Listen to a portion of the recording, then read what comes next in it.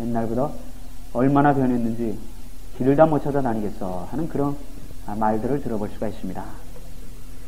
얼마 전에 우리 한국에서도 유행하던 그 말이 있었는데 바로 세계화라고 하는 말입니다. 시시각각 변하는 세계 속에서 뒤떨어지지 않고 살아가기 위해서는 우리도 세계의 변화되는 것에 맞추어서 변화되어야만 된다는 그런 의미로 사용하던 말인 줄 압니다.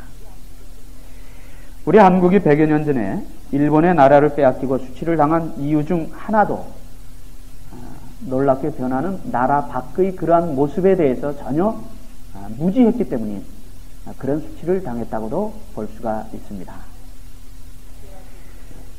지켜야 할 것이 있고 변해야 할 것이 있습니다.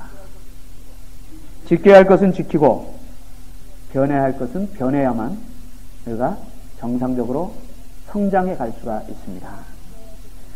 그러나 지켜야 할 것은 지키지 못하고 변해야 할 것이 변화되지 않을 때 그것은 곧 부패하게 되고 그것은 시대에 뒤떨어지는 그런 것이 되어버리고 맙니다. 사람들은 이 세상을 표현하기를 놀랍게 변해가는 세상이다 이렇게 표현을 합니다. 아마 여러분 어렸을 때하고 지금하고 비교해보면 그런 걸 실감할 수 않습니다. 아마 어렸을 때 세상이 변하긴 변하겠지만 이 정도로 변하리라고는 어느 누구도 예측하지 못했을 겁니다. 그러나 우리가 어렸을 때 생각하던 막연한 그 미래의 세상하고 오늘 20년, 30년, 40년 후에 살아가는 오늘이라고 하는 이 세상하고는 너무나 많은 변화가 있었음을 우리는 실감을 하게 됩니다. 이제 서울과 LA를 2-3시간이면 갈 수 있는 그런 비행기가 나온다고 합니다. 그러면은 우리가 여기서 아침 먹고 LA 가서 볼일 보고 저녁 때 돌아오는 것처럼 이제 서울도 우리가 가서 그렇게 볼일 보고 그날로 돌아올 수 있는 그런 때가 올 것으로 생각을 합니다. 세상의 모든 것은 변하도록 되어 있습니다. 세상의 모든 것은 변하도록 되어 있고 또 변하는 것이 정상입니다. 그렇기 때문에 전도서 1장에 보면은 해 아래 새 것이 없다 이렇게 말합니다. 해 아래 새 것이 없다는 말은 무슨 뜻입니까? 모든 것은 변한다, 변하게 되어 있는 것이 만물의 이치다 하는 것을 우리들에게 주는 교훈이죠. 그런데 이제 중요한 것은 변하긴 변하는데 또 변하기는 변해야 되는데 어느 쪽으로 변하느냐, 이게 좋은 쪽으로 변하느냐 안 좋은 쪽으로 변하느냐, 우리들에게 유익한 쪽으로 변하느냐 유익하지 않은 쪽으로 변하느냐, 이것이 중요합니다. 우리도 날마다 변화되는 그런 삶을 살아가는데 우리 삶이 지금 어느 쪽으로 변하느냐, 여러분 한번 생각해 보십시오. 여러분이 옛날하고 지금하고 많이 스스로 변했음을 느끼실 겁니다. 여러분 믿음도 옛날하고 지금하고 많이 변했으리라고 생각을 하실 겁니다. 그러면 이제 이게 어느 쪽으로 더 변했느냐 하는 것 한번 깊이 생각을 해보시기 바랍니다. 우리를 가르쳐서 그리스도인들이라고 말합니다. 이 말은 다시 말하면 신앙생활을 하는 사람들, 다시 말하면 예수를 따르는 사람들이라고 하는 그런 뜻도 가지고 있는 말입니다. 이 신앙생활에서도 마찬가지예요. 지켜야 할 것은 우리 그리스도 예수께서 변함이 없으신 것처럼 우리가 지켜야 되고, 시대와 환경에 따라서 변해야 될 것은 변해야 교회가 세상을 이끌어갈 수 있고 예수님이 말씀하실 것처럼 세상 속에 빛과 소금의 사명을 감당할 수가 있습니다. 그런데 교회가 지킬 것은 지키지 못할 때 문제가 됩니다. 반드시 교회가 시대나 환경에 상관없이 지켜야 될 것이 있습니다. 교회가 그것을 지키지 못할 때 그 교회는 세속화된다고 말합니다. 자유화된다고 말합니다. 복음이 변질되게 됩니다. 그러나 그것 외에 우리가 변해야 될 것이 있습니다. 시대와 환경에 따라서 우리의 모든 것도 변해야 되는데 그것이 변화되는 것을 허용하지 않을 때, 그것이 변화되는 것을 우리가 양보하지 않을 때 우리 교회는 시대에 뒤떨어지는 교회가 될 수밖에 없다고 하는 겁니다. 우리가 이것을 잘 봐야 됩니다. 전통도 2000년의 뒤 전통, 2000년 전에 만들어진 그 전통도 우리가 오늘 봐서 우리가 어느 정도 그것을 변화를 수용을 해야 되죠. 그래서 교회가 만들어오는 모든 전통이라고 해서 우리가 끝까지 그것을 고집하는 것은 별로 바람직하지 않다는 겁니다. 물론 만들어놓은 기독교 2000년의 역사 속에서 만들어진 좋은 전통은 우리가 가능하면 지키는 것이 좋습니다만, 그러나 그것을 꼭 고집할 필요는 없다고 하는 겁니다. 그러나 우리가 생명을 걸고 지키고 고집해야 될 것이 있어요. 그건 바로 복음입니다. 복음은 어떤 환경, 어떤 시대에든지 변해서는 안 된다는 거예요. 복음이 변하면 그때부터 그 교회는 생명을 잃어가게 되는 것입니다. 그럼 우리가 어떤 것까지 해야 되느냐, 어디까지 지켜야 되고 어디까지 우리가 변해야 되느냐, 그것은 우리 그 당시 환경에 따라서 지혜롭게 결정을 해야 될 줄로 압니다. 오늘 본문에 보면 변화된 그리스도인들의 모습을 말하고 있습니다. 우리 성도들이 변화되지 아니하고는 우리는 날마다 우리들에게 주시는 새로운 사명을 감당할 수가 없습니다. 오늘 본문을 중심으로 해서 변화된 삶에 대해서 우리가 잠깐 생각을 해봅니다. 우리 먼저 생각할 수 있는 것은 변화의 대상입니다. 그러면 누가 변화해야 되느냐? 변화의 대상이 누구이냐? 오늘 본문에 보면은 누구든지입니다. 누구든지. 다시 말하면 누구든지 변화해야 되고 누구든지 변화되어야 되는 이곳에는 특별한 자격이나 조건이 있는 것은 아니라고 하는 말입니다. 아마 예수를 믿는데 무슨 라이센스라든가 어떤 자격이라든가 이런 것을 갖춘 사람만이 예수를 믿을 수 있다고 하나님이 제한해 놓으셨다면 아마 우리는 이 자리에 이렇게 앉아서 하나님께 예배드리기 어려웠을지도 모릅니다. 세상에는 특별한 자격이나 조건을 갖고 따지죠. 뭐 어디에 들어가기 위해서는 어떤 라이센스가 있어야 된다든지, 어디에 들어가기 위해서는 어떤 학벌이 있어야 된다든지, 이런 등등 어떤 경험을 가졌어야 된다 등등 여러 가지 그런 특별한 자격이나 조건을 가지고 따지지만 교회에 들어오는 것은 이런 조건이 전혀 없다는 겁니다. 누구든지 교회에 들어와서 우리와 함께 예배드릴 수 있다는 것, 이것이 바로 복음의 보편성이죠. 그렇기 때문에 누구나 예수를 믿을 수가 있고 누구나 또 예수를 믿을 수 있도록 우리가 허용을 해야 된다는, 그게 바로 참교회예요. 어떤 교회에 그런 자격이나 조건이 제한되어 있다면 그것은 더 이상 교회가 아닙니다. 그건 우리가 교회라고 보기가 어렵습니다. 미국에 지금 인종차별이 분명히 존재하고 있습니다. 백인들은 지금도 유색인종들을 무시합니다. 미국 남북전쟁 때 있었던 일을 하나 말씀을 드립니다. 남부의 어떤 조그만 도시에 백인들만 모여서 예배를 드리는 교회가 있었는데 어느 날 흑인 소년이 그 예배당 문 앞에서 울고 있었다고 합니다. 울고 있었을 때 예수님이 나타나셔서 너 왜 여기서 우느냐? 예수님, 저는 저 교회에 들어가서 예배를 드리고 싶은데 제가 흑인이라는 이유 때문에 저 교회에서 못 들어오게 해요. 그래서 제가 여기서 울고 있어요. 그러니까 예수님이 그 소년에게 하시는 말씀이, 그래, 너만 못 들어간 것이 아니라 나도 저 교회에 못 들어갔다. 그 교회는 교회가 아니죠. 그 교회를 우리가 어떻게 교회라고 합니까? 십자가만 세우고 교회 이름만 붙였다고 해서 교회입니까? 아니죠. 그것은 더 이상 교회가 아닙니다. 그렇게 되면 오늘도 마찬가지입니다. 오늘도 이 누구든지라고 하는 말을 우리는 결코 잊어버려서는 안 됩니다. 누구든지 교회에 나올 수 있고 누구든지 예수를 믿을 수 있고 누구든지 우리와 함께 찬양하고 기도하고 예배를 드릴 수 있어야 된다는 겁니다. 이런 것에 부담이 되면은 그것은 교회가 아닙니다. 우리가 분명히 기억을 해야 되죠. 그러게 되면 우리는 날마다 변해야 되죠. 누구든지 날마다 변해야 합니다. 누구든지 예수를 믿을 수 있는 것처럼 누구든지 반드시 변화되어야 된다는 말입니다. 저도 변해야 되고 여러분도 변해야 된다는 그 말씀입니다. 그리고 두 번째로 우리가 볼 수 있는 것은 변화될 수 있는 방법, 변화의 방법이에요. 오늘 본문은 그리스도 안에 있으면, 변화될 수 있는 유일한 방법은 그리스도 안에 있으면이라고.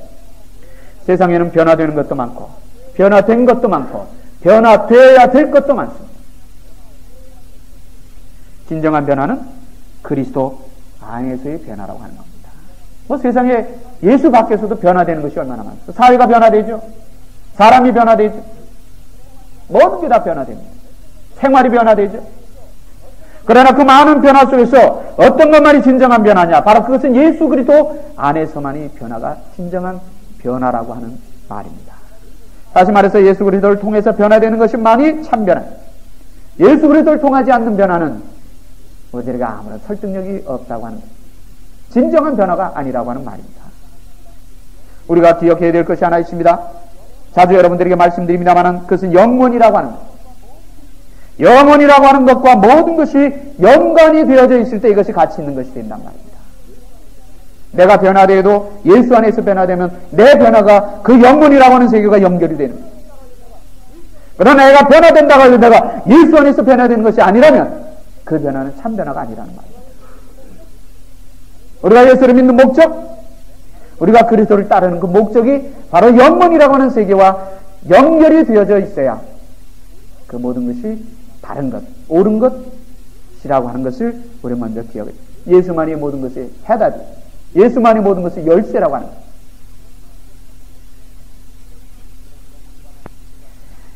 여러분, 영혼이라고 하는 세계가 없다면 우리 기독교는 세상 종교와 다른 것이 없죠. 그렇지 않습니까? 여러분 한번 생각해 보십시오. 우리 기독교의 목적이 영혼인데 그 영혼이라는 것이 없다고 한번 가정해 보세요. 그럼 기독교하고 세상 종교하고 뭐가 다릅니까? 똑같단 말입니다. 저번에 한번 말씀드렸죠?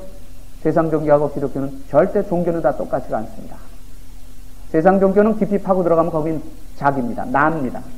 나예요. 그러나 기독교는 깊이 파고 들어가면 뭡니까? 하나님. 종교의 핵심을 이루고 있는 것이 나와 하나님이에요. 이게 다른데 어떻게 종교가 다 똑같습니까? 그러니까 종교가 다 똑같다고 말하는 사람은 적어도 종교가 무엇인지 모르는 사람들이란 말입니다. 마찬가지. 세상 종교의 끝은 생명의 끝입니다. 그러나 우리 기독교의 끝은 끝이 없다고 하는 거예요. 영혼이라고 하는 겁니다. 이것이 바로 기독교하고 세상 종교의 차이죠. 여러분, 영혼이라고 하는 세계가 없다면 예수 믿을 이유가 없습니다. 여러분, 왜 예수 믿습니까? 선하게 살려고 예수 믿습니까? 아니에요. 여러분, 저는 영원한 세계가 없다면 저는 교회 다니지 않아도 얼마든지 선하게 살 자신이 있습니다. 여러분도 마찬가지일 거예요. 교회가 아니더라도 여러분 선하게 살 자신 없습니까?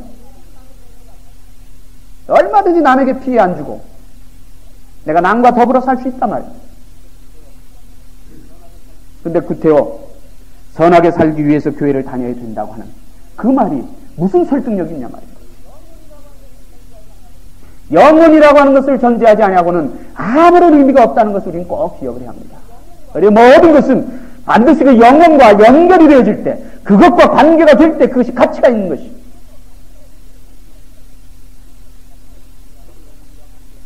다시 말씀드립니다. 영혼이라고 하는 그 세계가 없다면 우리는 예수 믿을 이유도 없고 바쁘고 피곤한데 왜 여기 와서 앉아있겠습니까?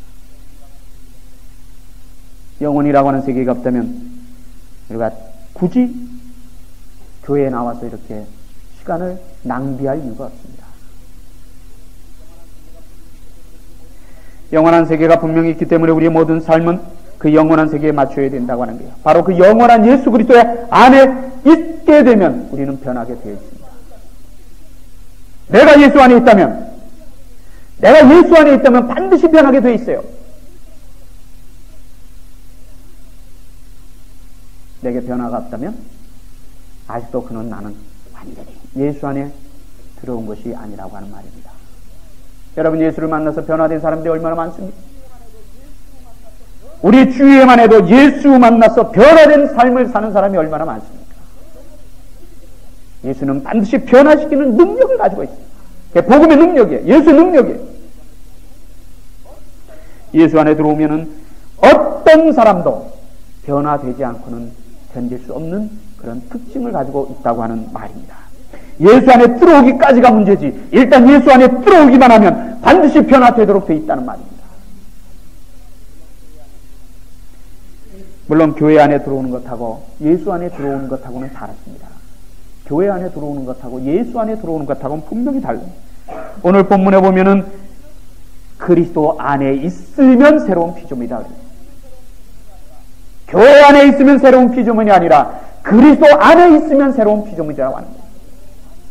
우리의 목적은 교회 안에 있는 것으로 만족하는 것이 아니라 내가 그리스도 안에 있느냐는 거예요.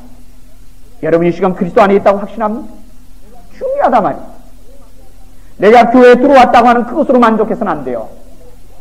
교회에 들어왔다는 그 사실이 우리를 근본적으로 변화시키는 것이 아니라 내가 영원한 구주 예수 그리스도 안에 들어왔다는 그 사실이 나를 변화시킨다고 하는 말이에요. 영혼이 변화될 수 있는 방법은 그리스도와 안에 들어오는 방법 외에는 없습니다. 그래서 오늘 본문이 바로 그걸 말합니다. 사도 바울은 예수 그리스도를 만남으로 변화되었기에 이것을 자신 있게 말하고 있죠. 어거스틴, 우리 기독교 역사의 사도 바울 다음으로 훌륭했던 초대교회 교부입니다. 어거스틴이 그는 자기가 무엇인가를 찾아보기 위해서 그 당시 모든 종교를 다 다녀보고 별거 다 해본 사람이에요. 나중에 그가 로마서 14장 13절 말씀을 통해서 그리스도를 만나게 됩니다. 그리고 나서 그는 쓴 책이 있죠. 그것이 정말 2000년 고전입니다. 유명한 책입니다. 고백록이라고 하고 참회록이라고 하는 책입니다.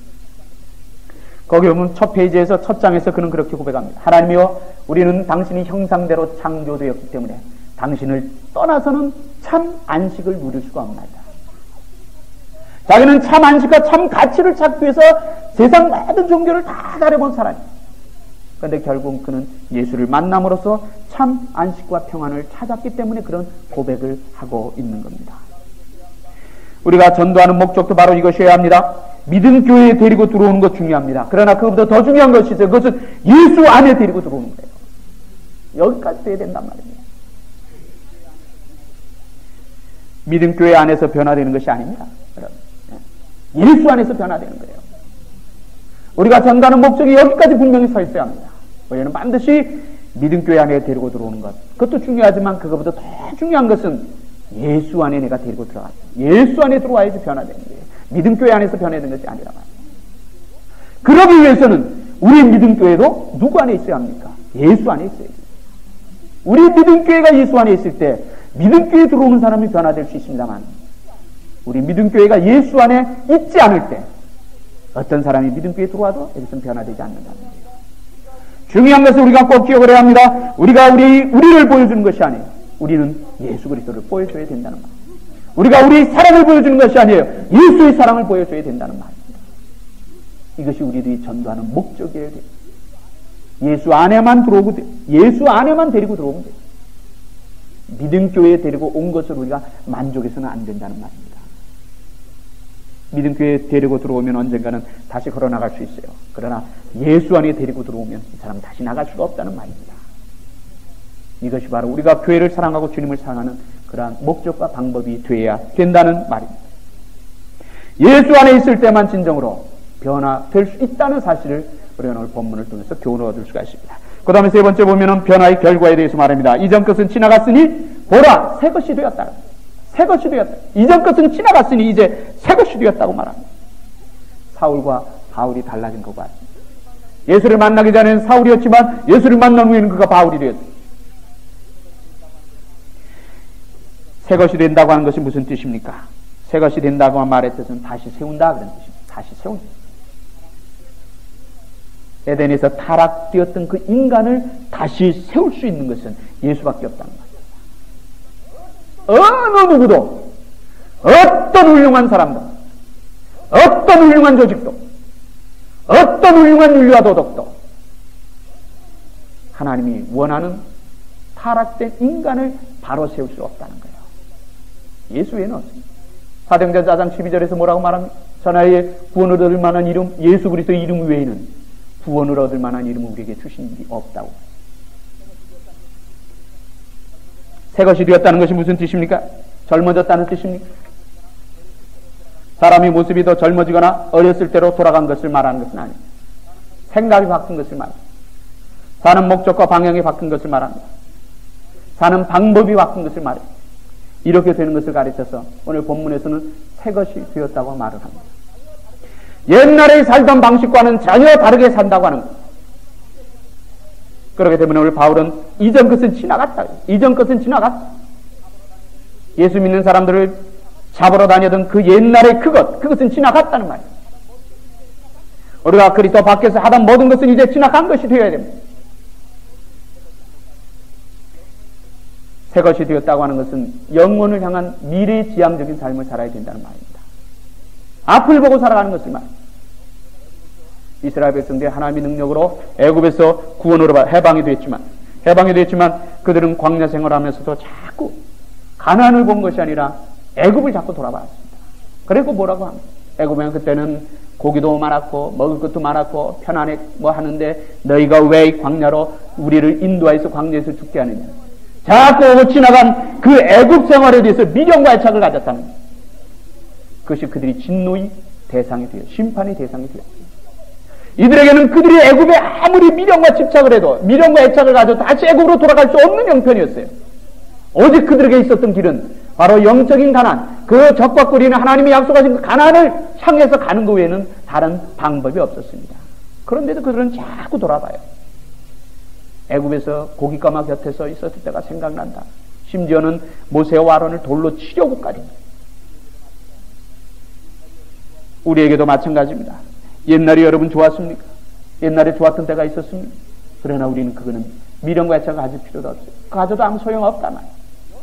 우리들에게는 오직 영적인 가나안, 하나님의 나라, 그 영원한 세계만이 우리들의 삶의 목적이 되어야 된다. 우리가 그것을 보고 살아가야 된다. 자꾸 뒤를 돌아가 보아서는 거기에는 성장이 없습니다. 때문에 우리는 과거 것을 다 잊어버리고 앞에 있는 표대를 향하여 그것을 잡으려고 달려간다고 사도 바울이 빌립보서 3장에서 말씀하고 있는 것처럼 우리도 그런 삶을 살아야 된다는 거예요. 과거를 보게 되면 자꾸 자기 자신 갈등이 생겨요. 그렇지 않습니까, 여러분? 그런 경험 다 있으시죠? 자꾸 옛날을 회상해버리면, 옛날의 미련과 애착을 갖게 되면 현재의 자기의 만족을 못합니다.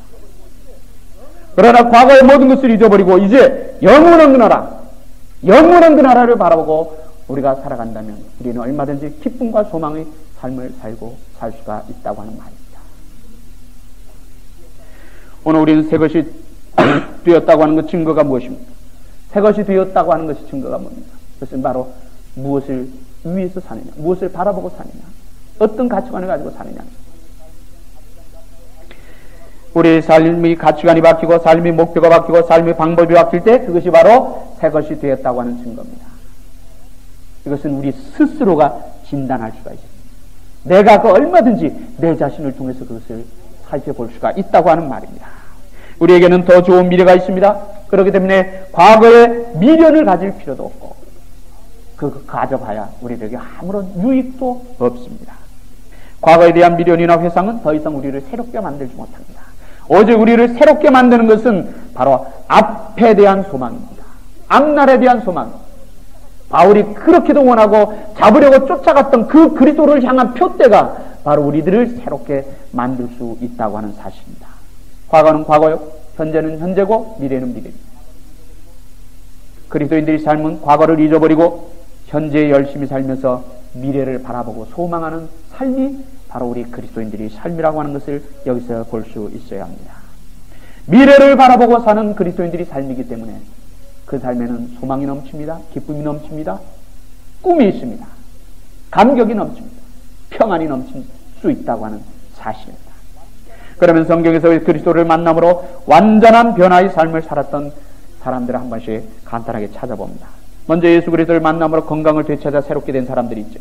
앞을 보지 못하던 사람, 38년 된 병자, 12년을 혈루증으로 앓던 여인, 죽은 사람들 등등 이 많은 사람들이 예수 그리스도를 만남으로 인하여 건강을 되찾아 새롭게 변화된 삶을 산 사람들입니다. 병원에서도 병자를 고치죠. 약도 우리의 아픔을 치료합니다. 그러나 예수님의 능력과는 비교할 수 없다고 합니다. 그 자체가 비교할 수 없어요. 오늘 사람들이 뭐 이제 앞으로 의학이 발달하면 사람이 늙지 않고 죽지 않고 뭐 영원히 살 수 있는 어리석은 생각이죠. 사람이 늙지 않고 죽지 않고 이렇게 되면 그 순간부터는 하나님의 존재가 필요 없어집니다. 그래서 하나님이 더 이상 설 자리가 없어진단 말이에요. 세상에서는 하나님만이 하실 수 있는 부분이 있고 하나님의 자리가 있고 인간의 자리가 있어요. 인간이 하나님의 자리에 올라앉으려고 하는 것이 바로 교만입니다. 그것이 에덴의 첫 번째 범죄였어요. 내가 하나님같이 될 수 있다는 그 말에. 그런데 오늘도 그 아담과 하와의 후손이기 때문에 얼마나 많은 사람들이 그 하나님의 자리를 넘보고 있단 말이에요. 의학이 발달하면, 과학이 발달하면 그 자리에 우리가 올라갈 천만의 말씀이에요. 하나님이 거기까지 허락하실 것 같습니까? 물론 과학이, 의학이 지금보다 더 발달할 것만은 사실입니다. 왜? 아직도 발견되지 않은 분야가 많기 때문에요. 더 발달하겠죠. 그러나 하나님만이 생명의 주인으로서 하실 수 있는 그 부분까지는 하나님이 허락지 않으신다는 거예요. 그걸 할 수 있다고 생각하면 교만이요. 그걸 할 수 있다고 믿으면 그건 어리석은 생각입니다. 절대 절대로 그건 안 되게 돼 있어요. 말씀드린 대로 그렇게 된다면 그때부터는 하나님의 존재가 필요 없어지죠. 인간이 죽지 않고 늙지 않고 사는데 그때부터 하나님이 무슨 의미가 있습니까? 하나님이 할 일이 없어지신다는 거예요. 우리는 항상 이것을 인정해야 합니다. 우리들이 살아가는 삶의 과정에서 하나님의 부분을 인정해야 돼요. 하나님의 부분, 그것은 결코 우리가 넘어 들어갈 수 없는 부분이라고 하는 거예요.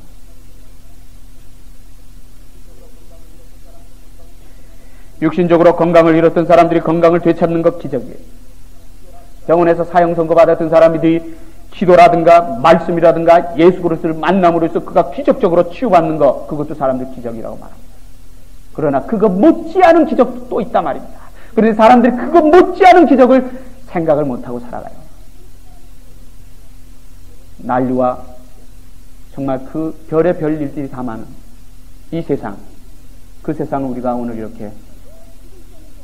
이렇게 살아갈 수 있다는 이것도 기적이란 말이에요. 꼭 죽을 병에서 건강을 되찾는 것만이 기적이 아니라 사고와 난리가 수없이 쏟아지는 이 세상 속에서 오늘 이같이 우리들이 살아갈 수 있는 그것도 기적이란 말이에요. 그것만 기적이 아니에요. 이것도 기적이란 말이에요.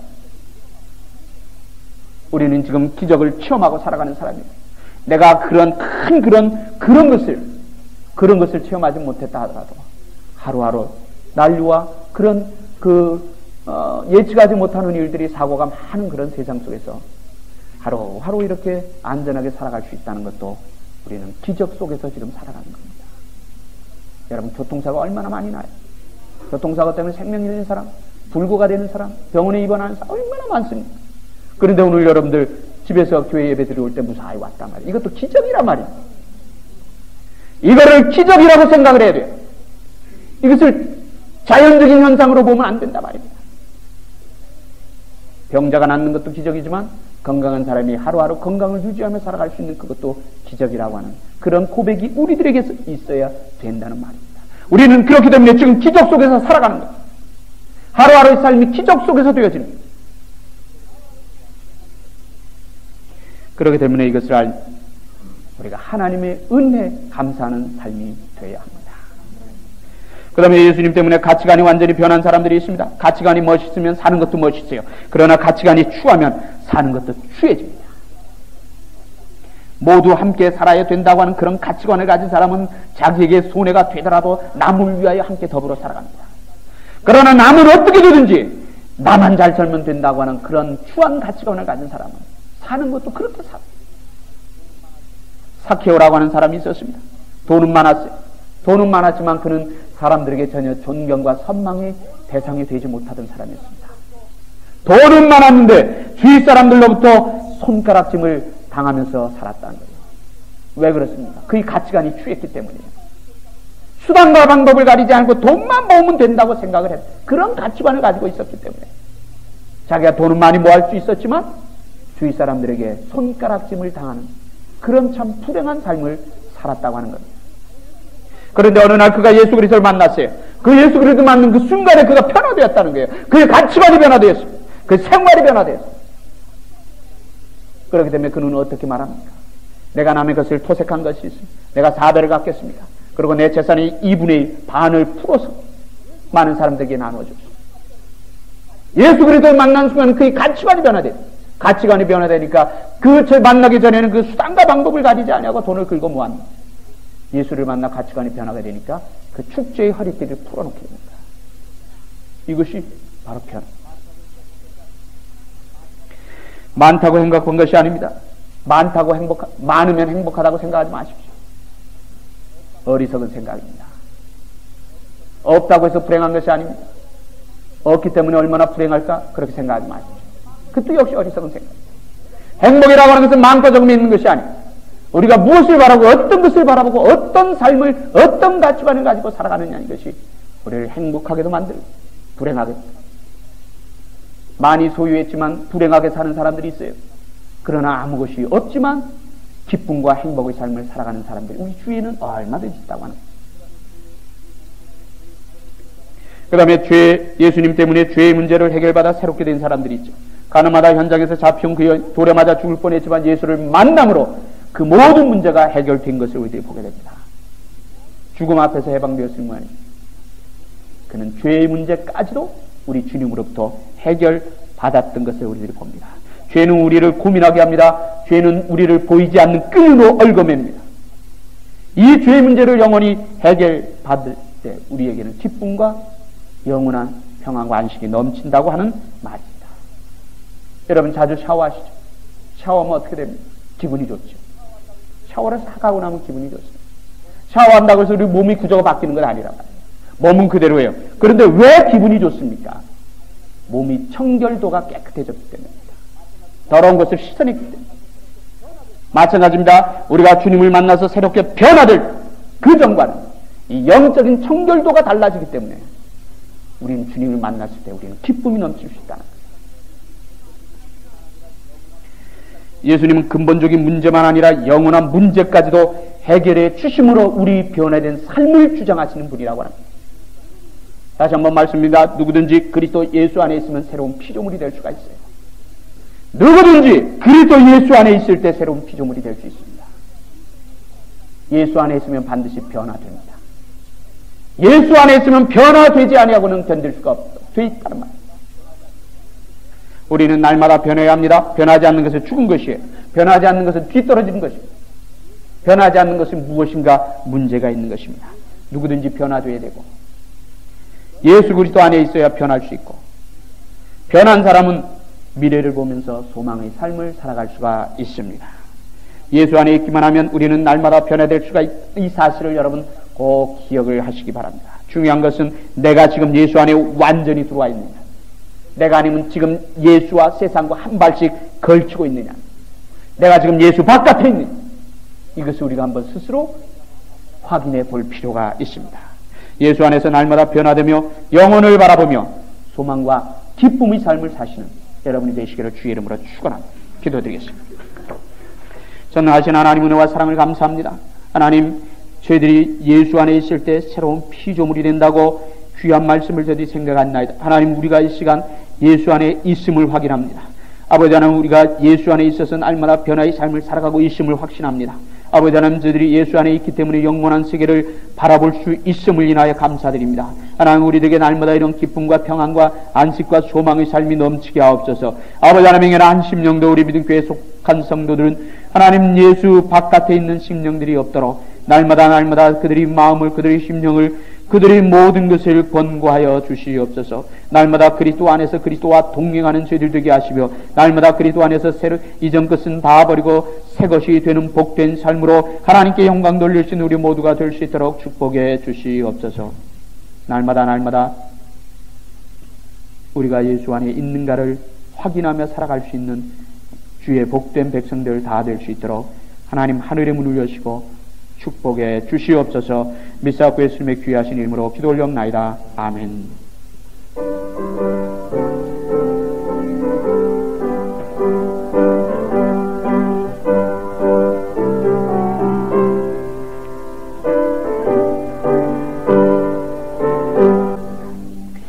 여호와는 내게 복을 주시고 너를 지키시기를 원하며 여호와는 그 얼굴로 내게 비추사 은혜 베푸시기를 원하며 여호와는 그 얼굴을 내게로 향하여 드사 평강 주시기를 원하노라. 이제는 우리를 위하여 쓰리고 아픈 십자가의 고통을 다 당해 주신 예수 그리스도의 은혜와 독생자까지도 아끼지 아니하시고 우리를 위하여 세상에 보내어 주신 하나님 아버지의 그 크신 사랑하심과 험한 세상에서 날마다 말씀을 통하여 승리 삶을 살도록 인도 역사하시는 성령님의 충만하심이 오늘도 그리스도 안에서 새로운 피조물로서의 삶으로 하나님께 영광을 돌리기를 원하는 모든 심령들 머리 위에와 그들의 가정과 기획하는 범사와 손을 들어하는 모든 생업 그리고 주님 핏값으로 세우신 우리 믿음 교회와 이 시간도 전세계 구석구석에서 이름도 없이 빛도 없이 주의 복음을 위해 수고하는 모든 선교사님들, 특별히 손영삼, 조영성, 윤아음이, 배영임 선교사님과 모스크바의 신학교 위에 이제로부터 영원토록 함께 있을지어다. 아멘.